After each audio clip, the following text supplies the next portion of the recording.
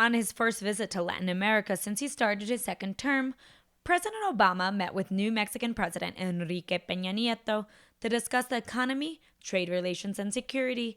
Speaking at the National Anthropology Museum, he stated that the U.S. is a nation of immigrants and needs to pursue reform. The immigration system we have in the United States right now doesn't reflect our values. It separates families when we should be reuniting them. It's led millions of people to live in the shadows. It deprives us of the talents of so many young people, even though we know that immigrants have always been the engine of our economy, starting some of our greatest companies and pioneering new industries. While Obama spoke about his desire for reform, hundreds of family members of Mexican immigrants, deportees, and activists gathered in front of the U.S. Embassy, demanding an end to deportations and advocating for immigration reform with a human rights framework. Margarita Torres was recently deported from the United States and spoke at the march.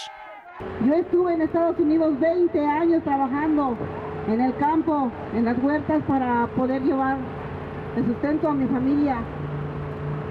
Pero un día fue migración a mi casa con engaños a decir que eran policías. Cuando nosotros acabamos de llegar de trabajar, nos arrestaron a mí y a mi hijo. Fui enviada para aquí, para México, a mi país, y es injusto porque mi familia se quedó. Yo me tuve que traer a mi niña de 10 años.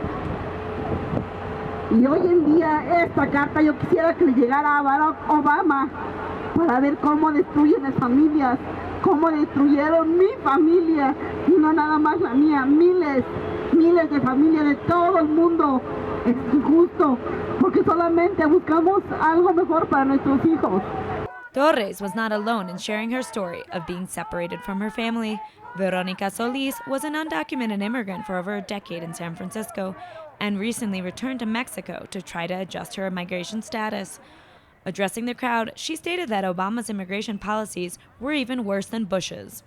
I felt that the Latino community was really fooled by his campaign, pretending that he understands our situation, and he seems to me, in fact, I believe that he seems to me that he got all the information and the needs that we have there, and then he started, and the whole first term, nothing happened regarding immigration. Well, we see that after a while, then the security community comes, the redadas from ICE, and even in San Francisco, that it's been said that it's a sanctuary for immigrants, we feel the fear and we hear from firsthand people that were arrested. When facing deportation, many immigrants have options for relief if they have citizen children, are married, or have lived in the U.S. for more than 10 years. However, in order to fight their cases, they have to do so from within immigrant detention centers, and many opt instead to take voluntary departure so that they won't be incarcerated. Jose Velasquez took this option after receiving a deportation order for driving without a license in California.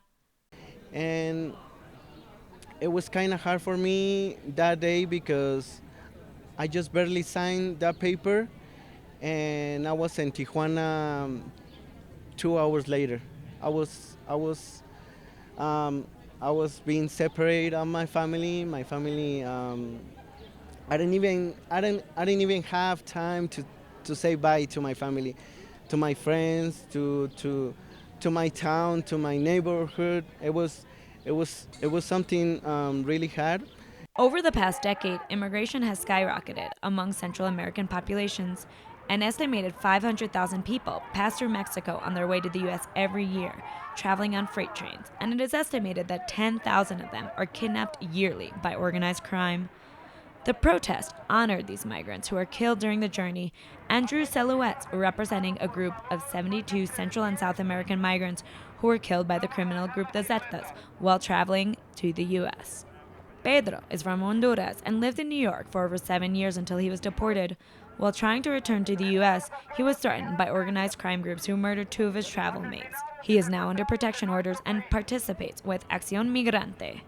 Niños perdidos, niños allá, padres por aquí y simplemente familias rotas. Yo soy uno de ellos. Mi familia está allá, bueno, quedó. Tengo 7 años de no ver a mi hijo. Casualidad por el día de esto lo miré por internet. So, él dice, yo, daddy, when you get back, I say, I'm sorry, son, I can't right now. No puedo. ¿Por qué? No puedo. No puedo contestarle nada. The current immigration reform legislation being debated by the Senate right now focuses on increasing border security between Mexico and the U.S. Rodolfo Cordova is an investigator with the non-governmental organization Fundar and says the government's logic is backwards. Well, I think human rights must be like the main pillar of any immigration reform. It's not about economy, it's not about border security, it's about human safety. And when we're not designing policies based on human safety and based on human rights, it's a policy that it's not going to guarantee the well-being of people. Marco Castillo works with Migrant Families Popular Assembly and helped coordinate 2 weeks of action around migrant rights, including forums and the embassy protest.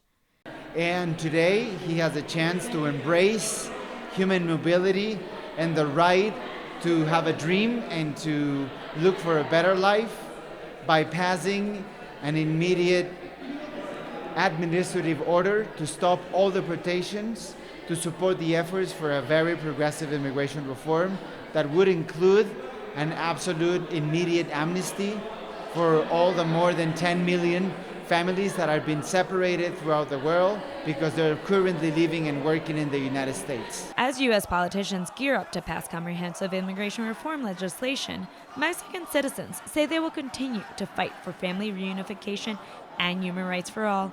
Andrew Janal, The Real News Network, Mexico City.